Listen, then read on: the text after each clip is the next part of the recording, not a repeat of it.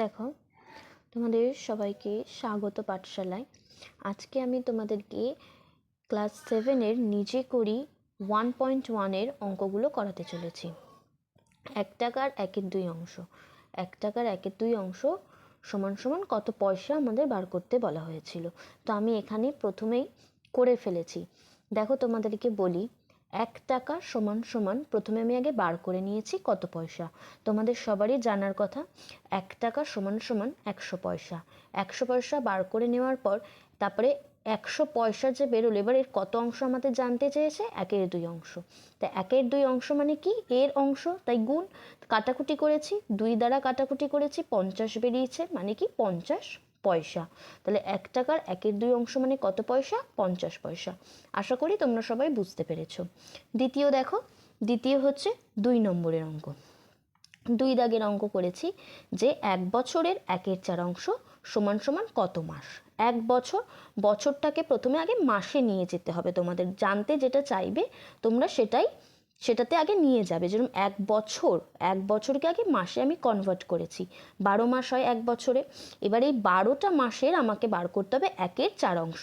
তাই 12 থেকে যে 1-এর 4 দ্বারা আমরা কি করেছি, কাটাকুটি করেছি। 4 দিয়ে 12কে কাটিয়েছি, 3 হয়েছে। কত মাস বেরোলো, 3 মাস বেরোলো। এবারে আসি 3-এর দাগের অঙ্কে। 3-এর দাগে দেখো, 4 টাকার 5-এর 8 অংশ। টাকা আছে, আমাকে দেখো এখানে বার করতে বলা হয়েছিল পয়সায়। টাকাও আবার পয়সায়। তো এই যে 4 টাকা, এই 4 টাকাকে আমি আগে প্রথমে পয়সায় কনভার্ট করব। তা 4 টাকা মানে কত পয়সা, 400 পয়সা। যদি 1 টাকা সমান 100 পয়সা হয়, তাহলে 4 টাকা সমান 400 পয়সা। তাহলে এবার এই 400 পয়সাকে, 400 পয়সার আমি 5-এর 8 অংশ বার করব। এই অংশ বার করে তোমরা ক্লাস 6-এ নিশ্চয়ই শতকরার অঙ্ক করেছো, ঠিক সেরকমই শতকরার অঙ্কের মতো। তাহলে 5-এর 8 অংশ, তাহলে 400 পয়সার 5-এর 8 অংশ। আমি কাটাকুটি করেছি, 8 দ্বারা 50 হয়েছে, তারপরে 5 5-এ 25, 250 পয়সা। এবার এই 250 পয়সাকে আমাকে টাকা আর পয়সায় লিখতে হবে। তাহলে 250 পয়সা মানে কত টাকা কত পয়সা, 2 টাকা 50 পয়সা। আশা করি তোমরা সবাই বুঝতে পারছো। এবারে আসি 4-এর দাগের অঙ্কে। 4-এর দাগে দেখো, বলেছিল 2 কিলোগ্রামের 1-এর 5 অংশ।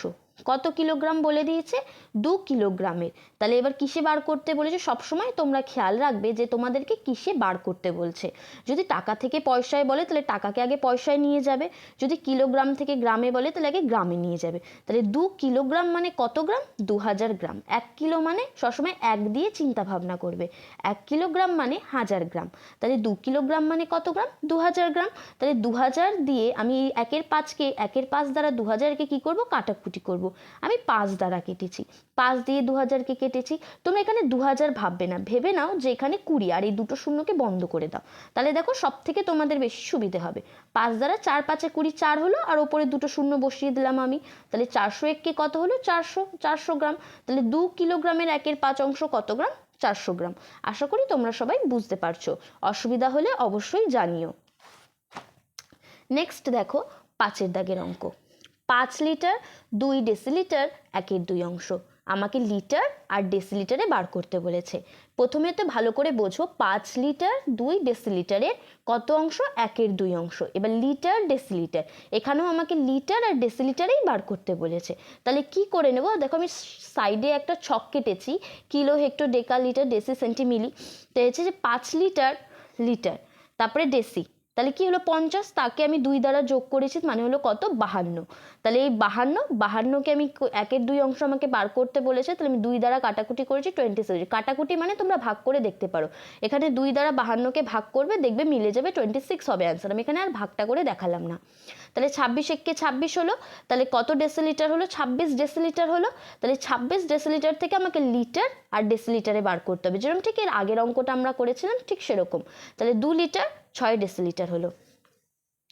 নেক্সট হচ্ছে গিয়ে 6-এর দাগের অঙ্ক। দেখো, 6-এর দাগের অঙ্কে বলেছে একটি সংখ্যার 1-এর 3 অংশের সঙ্গে 20 যোগ করলে 35 হয়, সংখ্যাটি কত হিসাব করি।